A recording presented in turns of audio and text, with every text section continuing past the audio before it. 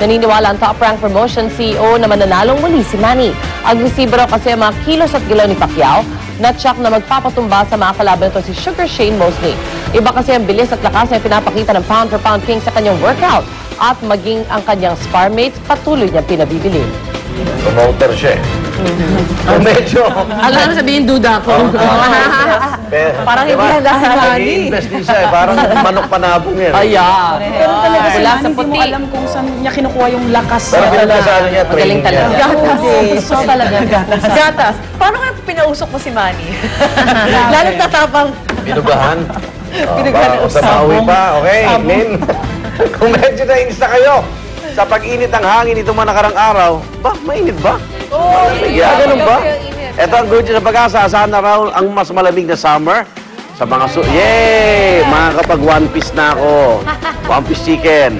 Epekto ito ng hanging amihan na siya magdadala ng mas malamig na lagay ng panahon at patuloy pa rin ang pag-iral ng La Nina phenomenon lalo sa katimugang bahagi ng bansa.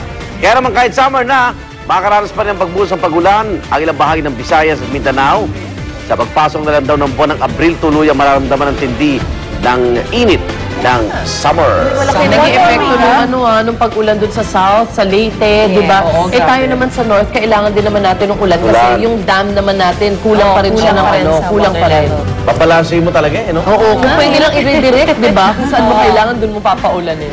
Samantala, amazing balita na po naman tayo sa kaharian ng Thailand kung saan ang kanilang mga elepante, pinagmarcha. Rumampa po ang mga elepanteng yan sa isang tourist area sa Bangkok. Ito ay para makalikom ng pondo upang matulungang makabangon ang mga survivor ng lindol at tsunami sa Japan. Pininturahan pa nga ang mga elepante ng mensaheng Help Japan. At sila rin mismo ang nangolekta ng donasyon sa mga kahon na bitbit nila sa kanilang trunk. Nagkumpulan naman ang mga turista nang makita ang mga elepante at Thai dancers para makapanguha nga ng litrato at makapagbigay ng kanilang donasyon para sa Japan. Cute, no? Ano kaya, ano bang animal natin na pwede? Oo. O mga tricycle at jeep na lang. Kasi we can't parade those eh. Congressman, totoo. Tapos sa silang Nangongolekta ka ba? bumoto. Ikot din sila. Talaga pwede bawasan. Everybody can help in their own little way. Actually, yung coffee shop na binabanggit ko, big chain of coffee shop, I think today is the last day.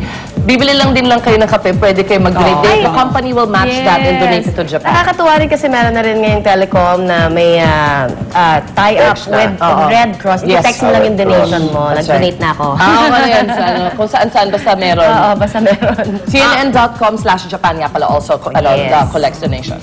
At ito naman, ang kakaibang balita mula sa Beijing, China. Ang isang aso kasi sa isang zoo, ang nagsilbing ina sa isang 2-day-old na baby panther at 5-day-old na baby wolf. Ang aso ang nagpapa-breastfeed sa dalawa matapos hindi makapagbigay ng sapat na gatas ang kanilang ina. Wow! Ayon sa zookeepers, mainam na substitute ang gatas ng aso kumpara sa gatas ng baka. Dahil taglay nito ang sustansya na kailangan ng mga hayop na may meat diet. Patuloy na magpapa-breastfeed ang mother dog sa dalawa sa loob ng isang buwan. Kagatin Ang bait naman! Wow. Ayaw ng bisa ng breastfeeding. Tao sana, ganun din. Totoo yan. Ang gatas ng ina, kahit anong form ka, hayop ka, tao ka, it's the same, di ba? I mean, it's healthy for their From child. 0 to 6 Oh, months. yes. Breastfeeding. Okay, narito na. Hirit panahon ni Love and New Bear. Love.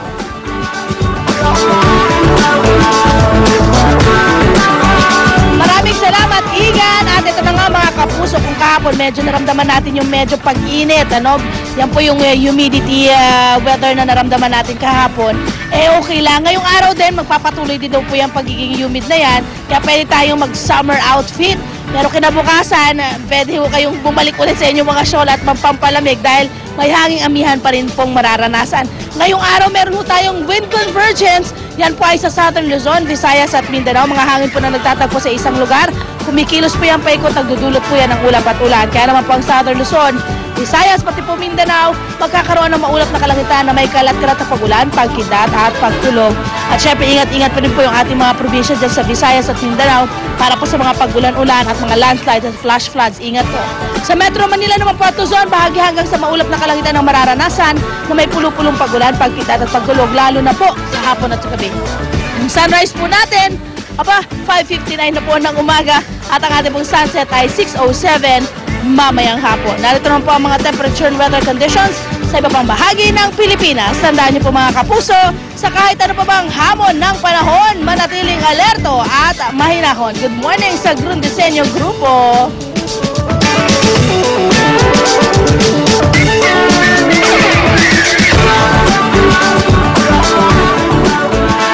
Sa mga nababalitaan at nararamdaman pa nga nating mga lindol ngayon, tulad na lang po kagabi, malaking bagay kung alam nating dekalidad ang mga materyales ng ating tahanan o opisina. At paano nga ba malalaman kung kayang tumagal sa isang malakas na lindol ang mga gagamiting materyales?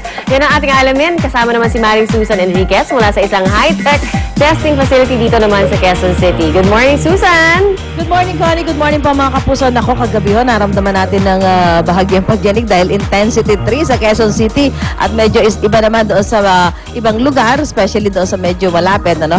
Ngayong araw po ito, dito tayo sa tanggapan, sa testing center nitong Philippine Geoanalytics para papakita ho namin sa inyo in a while yung kalidad ng mga gamit na dapat ninyong gamitin sa inyong mga bahay, gaya po ng mga konkreto, yung mga bakal, ayan, to make sure na makakayanan po nito ang mga pagyanig. Halimbawa po nagkaroon ng paglindol, titiyakin kakayanin po ng mga materyales. Yan, gaya na nakikita nyo kung paano po yung strength ng bakal na gagamitin sa inyong mga bahay. Bukod po dyan sa mga konkretong sa mga gamit, sa mga materyales na ginagamit sa pagpapagawa ng bahay o kaya naman ay ng mga gusali, importante rin po mga kapuso na nagkakaroon po ng soil testing. Tingnan ho natin kung maganda yung kalidad ng lupa dahil may mga sinasabi sila mga loose soil. Yung minsan yung ibang dahilan kung bakit nagkakaroon ng parang paglumulundo po, no? Nag-shrink ika nga yung lupa. So lahat ng yan ipapakita namin sa inyo mamaya-maya mula po rito sa tanggapan o sa testing center ng Philippine Geoanalytics Incorporated dito po sa Kamuning, Quezon City. Kaya tutok lamang po, napaka-informative po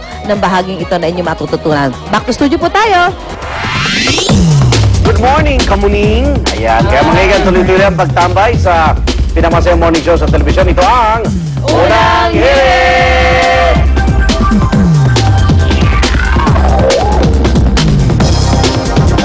Unang hirit, ang saya-saya. Unang hirit, unang hirit, unang hirit. Manggulat ka. Ang mas maganang pagsalubong sa inyong umaga ay hatid ng Unang Hirit at Select Toyo.